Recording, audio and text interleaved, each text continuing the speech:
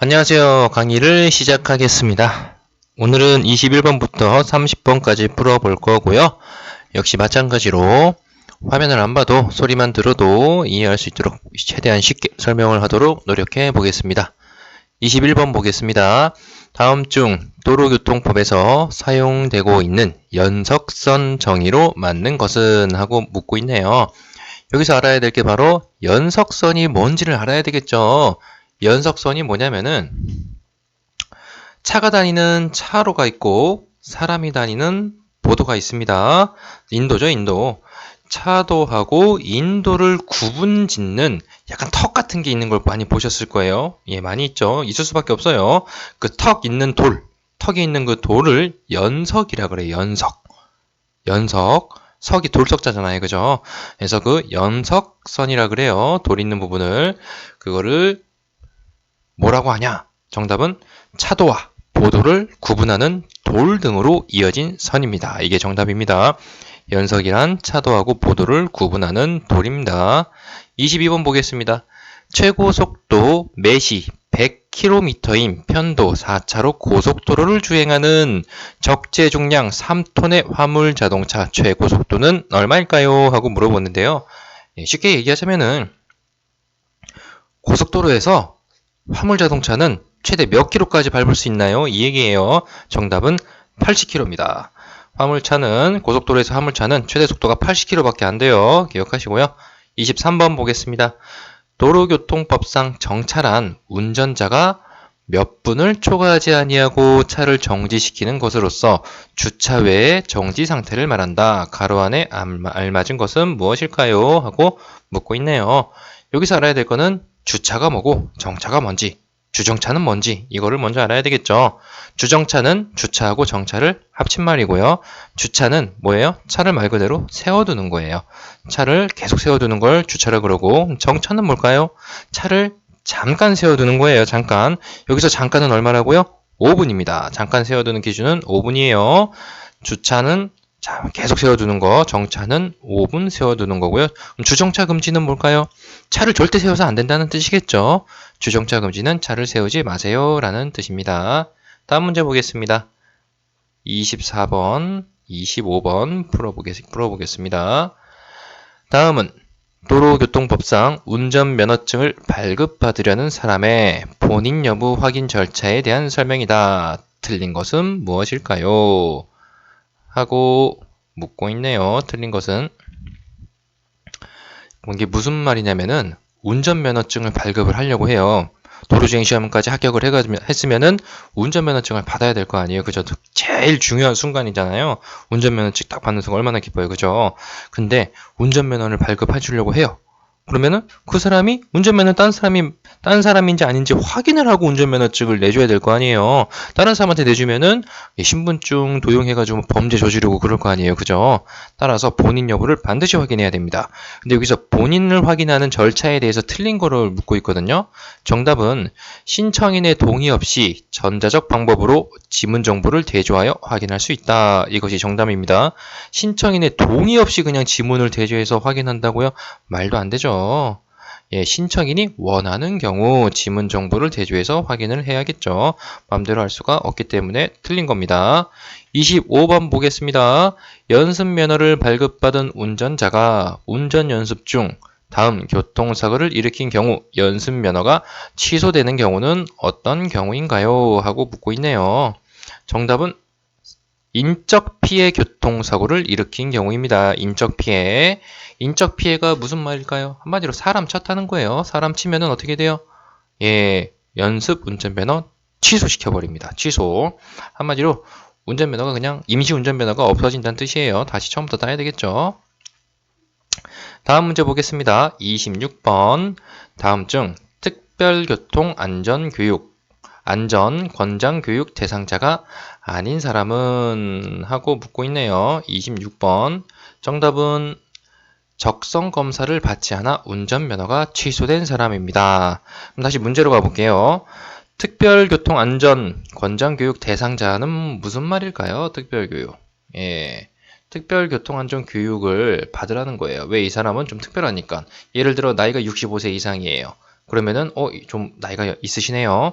특별교통안전교육을 권장시킬 수 있겠죠. 초보 운전자예요. 역시 특별한 교통안전교육을 받아보세요라고 할 수 있겠죠. 교통법규 위반 등으로 인해서 운전면허가 정지될 것 같아요. 그러면은 특별안전교통 받아보세요 할 수 있겠죠. 근데 적성검사를 받지 않아 운전면허가 취소된 사람은 권장 대상이 아니에요.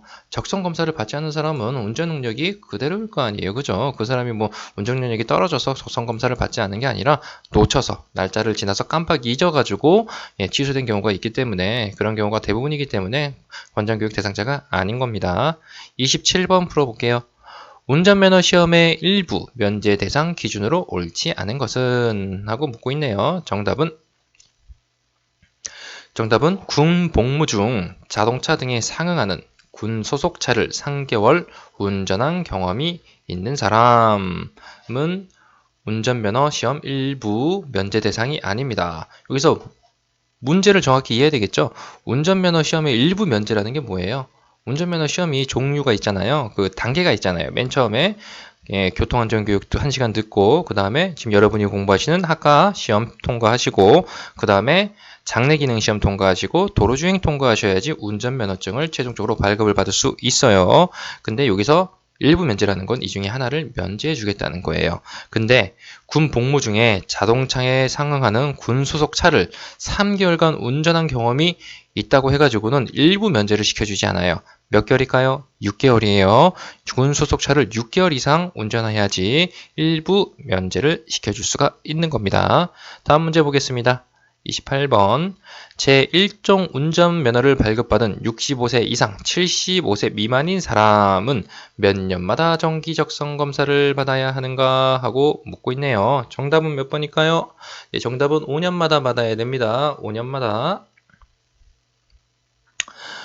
그러면은 65세 미만일 경우 비교적 문제보다는 젊은 편에 속하시는 분들은 몇 년마다 받을까요?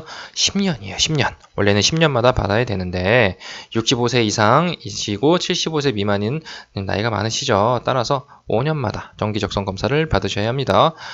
주기가 좀 짧아졌죠. 나이가 올라갈수록 주기는 더 짧아질 수밖에 없어요. 왜냐면은 위험하잖아요. 연세가 있으시면은 인지 능력이나 이런 순간적인 반응 능력이 아무래도 젊을 때보다는 떨어질 수밖에 없기 때문에 주기를 좀 짧게 해가지고 이분이 운전이 가능한지 안 한지 검사하기 위해서 이렇게 연수를 줄인 거예요. 실제로 제가 일을 했을 당시에 줄었던 법이 바뀌어가지고 줄었어요. 그때 문제가 아마 많이 생겼을 거예요. 사고도 많이 나고 어르신들 사고 때문에 그때 어떤 일이 있었냐면은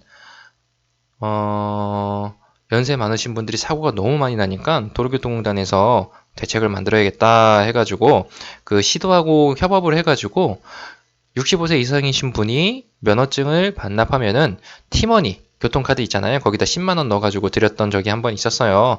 그때 많은 분들이 실제로 반납을 하셨습니다. 그렇게 해가지고 유도를 하는 경우도 있다라고만 알고 계시면 좋겠어요.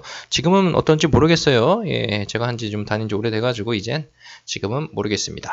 그럼 다음 문제 한번 풀어볼게요. 29번이네요. 운전면허증을 지방경찰청장에게 반납하여야 하는 사유 두 가지는 어떤 거일까요? 정답은 두 개네요. 자, 이게 문제가 뭐냐면은 운전면허증 반납하라는 거예요. 한마디로 운전하지 말라는 거죠. 정답은 운전면허 취소 처분을 받은 때. 운전면허 취소됐으면 운전할 수 없잖아요. 그럼 반납해야 되겠죠. 또 운전면허 효력 정지 처분을 받을 때. 운전면허 효력 정지돼도 역시 운전할 수 없잖아요. 따라서 반납해야겠죠. 그런 경우에는 반납하고 다른 경우에는 반납하지 않는다. 이 얘기입니다. 자, 마지막 문제네요. 벌써 30번 풀어보겠습니다. 도로교통법에 대한 설명 중 옳은 것은? 하고 묻고 있네요. 정답은 범칙금 또는 과태료를 미납하면 국제운전면허증을 발급받지 못할 수도 있다. 이게 정답입니다. 처음에 1번부터 10번 풀어드릴 때 나왔던 문제 같은데요. 범칙금 내면 어떻게 된다고요? 국제운전면허증 발급 못 받을 수도 있다라고 처음에 문제랑 정답이랑 풀어뒀던 기억이 있네요. 똑같은 거예요. 한마디로 운전하다가 과속카메라 찍혔어요. 그럼 범칙금 날라왔네요. 이거 안 내면은 외국 놀러 가서 운전하고 싶어요. 못할 수도 있다 이 얘기예요. 국제운전면허증 그 프로세스를 간단하게 설명을 드리면은 이런 거예요. 한국에서 여러분이 운전면허 시험을 열심히 준비해가지고 면허증을 발부받았어요. 그래서 운전을 막 하고 다녔어요. 소나타인가요? 소나타를 뽑아가지고 운전을 잘 하고 다녔어요. 근데 갑자기 하와이로 신혼여행을 가게 된 거예요. 하와이로.